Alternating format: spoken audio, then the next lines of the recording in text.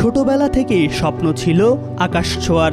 প্রথমবারের মতো একা প্রশিক্ষণ বিমান চালাবেন ফ্লাইট লেফটেন্যান্ট তৌকির ইসলাম সাগর, যার উচ্ছ্বাস ছুঁয়ে গিয়েছিল রাজশাহীতে তার পরিবারেও। নিয়তি তাকে সফলকাম করেননি, জীবন তাকে নিয়ে গেছে পরপারে। উড্ডয়নের 12 মিনিটের মাথায় বিধ্বস্ত তার পরিচালিত বিমান বাহিনীর প্রশিক্ষণ বিমান। যান্ত্রিক ত্রুটি বুঝতে পেরে জনবহুল এলাকা থেকে জনবিরল এলাকায় নেয়ার চেষ্টা করে বিমানটিকে, তবে সফল হতে পারেনি এ যাত্রায়। নিজের জীবনের পাশাপাশি চলে গেছে অনেকগুলো জীবন। পুরো জাতি আজ শোকে বিহ্বল। বিমান বাহিনীর চৌকস অফিসার ফ্লাইট লেফটেন্যান্ট তৌকির ইসলাম সাগরের প্রথম একক মিশন ছিল গতকাল। বিমান বাহিনীর ভাষায় যাকে বলে সলো ফ্লাইট ট্রেনিং।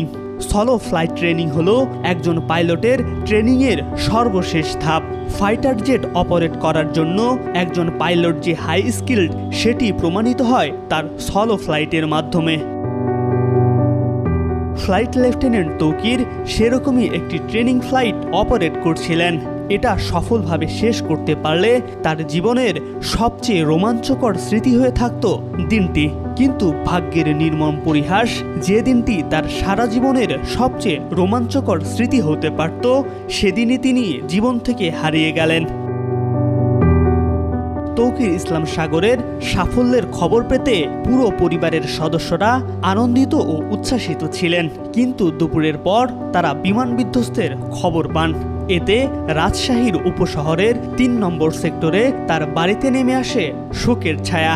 স্বজনদের আহাজারিতে ভারী হয়ে ওঠে বাড়ির পরিবেশ।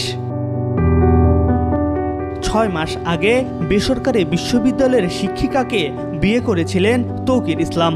গতকাল সন্ধ্যার দিকে বিমান বাহিনীর হেলিকপ্টারে করে সাগরের পরিবারের সদস্যদের ঢাকায় নেওয়া হয়।